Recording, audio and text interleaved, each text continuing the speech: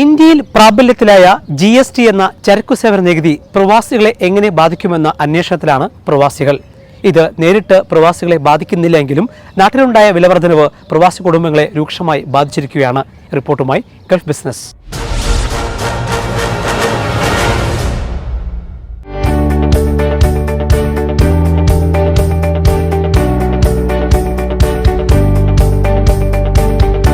ഇന്ത്യയിലെങ്ങും ചരക്കുസേവന നികുതി എന്ന GST വലിയ ചർച്ചയാകുമ്പോൾ ഗൾഫ് മലയാളികളും ഏറെ ആകാംക്ഷയോടെയും അല്പം ആശങ്കയോടെയുമാണ് ഇതിന് നോക്കിക്കാണുന്നത്. അതിനാൽ തന്നെയാണ് GST പ്രവാസികളെ എങ്ങനെ ബാധിക്കുമെന്ന അന്വേഷണത്തിന് ഗൾഫ് ബിസിനസ് ഈ വിഷയം തിരഞ്ഞെടുത്തത്. GST വഴി സ്വർണ്ണ വിപണിയിൽ നാട്ടിൽ 3% വർധന വരുന്നതിനാൽ ഇനി ഗൾഫിലെ സ്വർണത്തിന് കൂടുതൽ പ്രിയം കൂടുമെന്നാണ് റിപ്പോർട്ടുകൾ. അതിനാൽ സ്വർണം നാട്ടിൽ നിന്ന് വാങ്ങുന്നതിനേക്കാൾ കൂടുതൽ ലാഭകരം ഗൾഫിൽ നിന്ന് വാങ്ങുമ്പോഴാണ് എന്നതും ഗൾഫിലെ സ്വർണ്ണ വിപണിക്ക് കൂടുതൽ കരുത്തു പകരും. എല്ലാവരും വളരെ പ്രൈസ് കമ്പയർ ചെയ്തിട്ട് തന്നെയാണ് ഗൾഫിൽ നിന്ന് ഗോൾഡ് വാങ്ങിക്കുന്നത്. ഒരു കാലത്ത് ക്വാളിറ്റിയിൽ ഗൾഫ് സ്വർണം മുന്നിലായിരുന്നു. ഇന്ന് ഇന്ത്യയിലും കൊടുക്കുന്ന ഒരുവിധം ജ്വല്ലറികളൊക്കെ, ഞങ്ങൾ മാത്രമല്ല ഒരുവിധം ജ്വല്ലറികളൊക്കെ കൊടുക്കുന്ന സ്വർണ്ണം 916ഉം BIS ഹോൾമാർക്കൊക്കെ തന്നെയാണ്. ഇപ്പമുള്ള ഡിഫറൻസ് എന്ന് പറയുന്നത് പ്രൈസിൽ തന്നെയാണ്.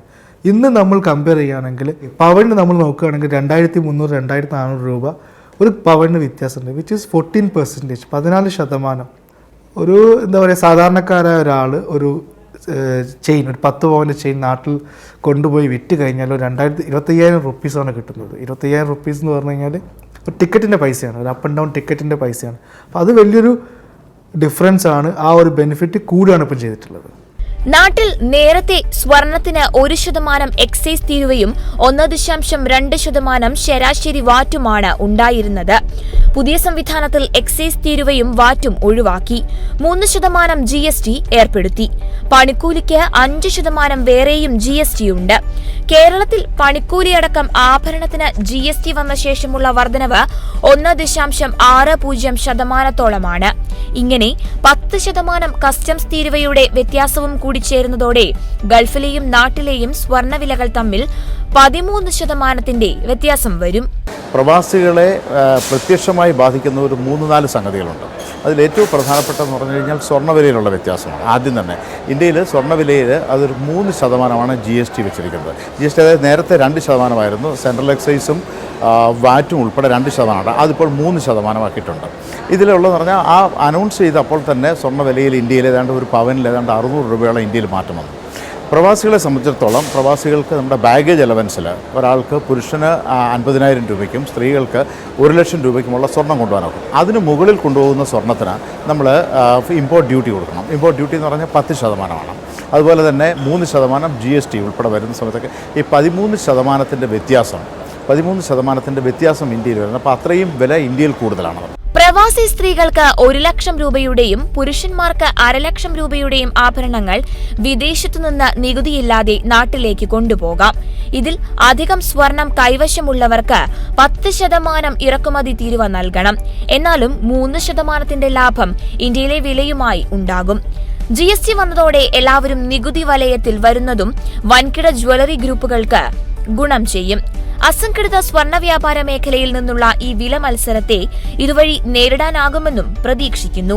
ഇതിനിടെ 2018 ജനുവരി 1 മുതൽ UAE-യിൽ വാറ്റ് നിയമം നടപ്പാക്കുന്നതോടെ ഈ വ്യത്യാസം ഇല്ലാതാകും. സ്വാഭാവികമായിട്ട് ഇവിടെ നിന്ന് സ്വർണം കൊണ്ടുപോകുമ്പോൾ അവർക്ക് ഈ 13% ഒരു ഡിഫറൻസ് കിട്ടുന്നത് കൊണ്ട് പ്രയോജനപ്രദമാണ്. പക്ഷേ അത് പറഞ്ഞതുപോലെ അത് അധികം കാലത്തേക്ക് നമുക്ക് പറ്റില്ല. കാര്യം ഇവിടെ വാറ്റ് അല്ലെങ്കിൽ എന്താ പറയുക, വാല്യൂ ആഡഡ് ടാക്സ്, മൂല്യവർദ്ധിത നികുതി UAE-ൽ നിലവിൽ വരുന്നതോടെ 2018 ജനുവരി 1 മുതൽ നിലവിൽ വരുന്നതോടുകൂടി 5% ഇവിടെ വില കൂടും. അപ്പോൾ ഈ വിൻഡോ നമുക്ക് അവൈലബിൾ ആകുമെന്ന് പറഞ്ഞാൽ 6 മാസത്തേക്കുണ്ട്. ഈ 6 മാസത്തേക്ക് ഈ വ്യത്യാസം നമുക്ക് പ്രയോജനപ്പെടുത്താവുന്നതാണ് പ്രവാസികൾക്ക്. 5% വാറ്റ് പ്രപ്പോസൽ എന്ന് അറിയുന്നു. സ്വർണ്ണ വ്യാപാര രംഗത്തെ ഒരു അസോസിയേഷനുണ്ട്, golden jewellery group. Golden jewellery ഗ്രൂപ്പിൻ്റെ ഒരു റെപ്രസെൻറ്റേഷൻ ദുബായ് ഗവൺമെൻറ്റായിട്ട് UAE ഗവൺമെൻറ്റായിട്ടൊക്കെ ഉണ്ടായിരുന്നു. അതിൽ ഒരു ഡിസ്കഷൻ നടക്കുന്നത് കമോഡിറ്റിയാണ് ഗോൾഡ്. ഗോൾഡിന് വാറ്റ് വരാതെ വാല്യൂ അഡീഷൻ, മേക്കിംഗ് ചാർജസിന് മാത്രം വാറ്റ് വരുന്നൊരു രീതി പ്രപ്പോസൽ ചർച്ചയിലുണ്ട്.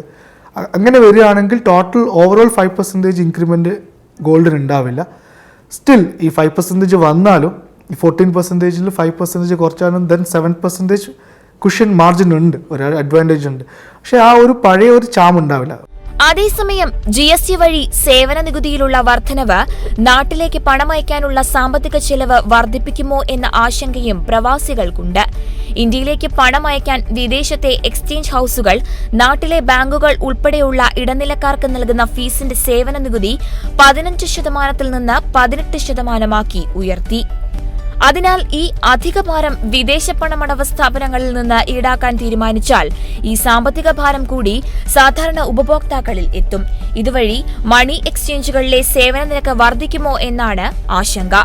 10% മാത്രമായിരുന്ന സേവന നികുതി 3 തവണയായി വർദ്ധിച്ചാണ് ഇപ്പോൾ 18 എത്തിയത്. ധനവിനിമയ സ്ഥാപനങ്ങൾ തമ്മിലുള്ള മത്സരത്തിന്റെ ഭാഗമായി നേരത്തെയുള്ള വർധന ഉപഭോക്താക്കളിൽ എത്തിയിരുന്നില്ല. അതിനാൽ ഇപ്പോഴും പണം അയക്കുന്ന നിരക്കിൽ പെട്ടെന്ന് വർധന ഉണ്ടാകില്ലെന്നാണ് സൂചന.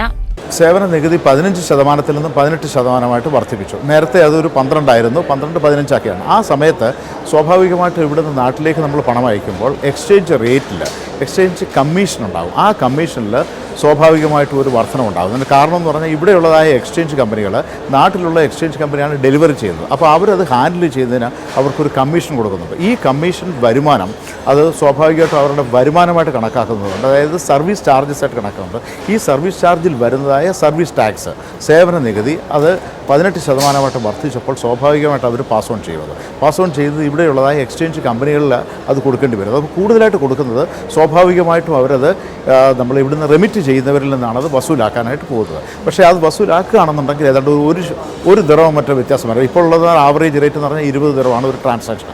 അത് 21 വർദ്ധിക്കാൻ. പക്ഷേ ഈ മത്സരം ഉള്ളതുകൊണ്ട് എക്സ്ചേഞ്ച് ഹൗസസ് തമ്മിലുള്ളതായി മത്സരം കാരണം, അല്ലെങ്കിൽ അവർക്ക് ബിസിനസ്സിന് വേണ്ടിയിട്ട് സ്വാഭാവികമായിട്ട് അവർ പാസ് ഓൺ ചെയ്താൽ അവർ തന്നെ അത് അബ്സോർബ് ചെയ്യുകയാണെന്നുണ്ടെങ്കിൽ പ്രവാസികളെ അത് ബാധിക്കില്ല. അതേസമയം GST വഴി നാട്ടിലെ കെട്ടിട നിർമ്മാണ മേഖലയിലെ സാമ്പത്തിക ചിലവ് കുറയുമെന്നും അറിയുന്നു.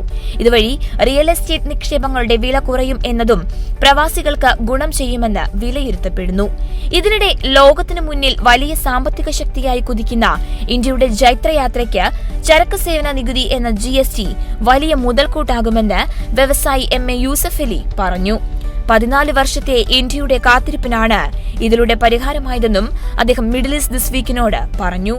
ഇന്ത്യ ലോകത്തിലെ ഏറ്റവും വലിയ ഒരു എക്കണോമിക് പവർ ആവാനുള്ള ഒരു ജൈത്രയാത്രയാണ്. ആ ജൈത്രയാത്രയിൽ GST എന്നത് ഒരു വലിയൊരു മുതൽക്കൂട്ടാണ്. നമ്മുടെ രാജ്യത്ത് ഒരുപാട് ടാക്സ് റിട്ടേണുകൾ അടച്ച് ബുദ്ധിമുട്ടുന്ന ഒരുപാട് ആളുകൾ നമ്മുടെ രാജ്യത്തുണ്ട്. അവർക്കിത് വലിയൊരു സഹായമാണ് GST. ഈ മഹത്തായ സംരംഭം പ്രാവർത്തികമാക്കുക എന്നത് എളുപ്പമല്ലായിരുന്നു. പക്ഷേ അത് പ്രാവർത്തികമാക്കി എന്നതിൽ നമ്മൾക്ക് എല്ലാവർക്കും അഭിമാനിക്കാം.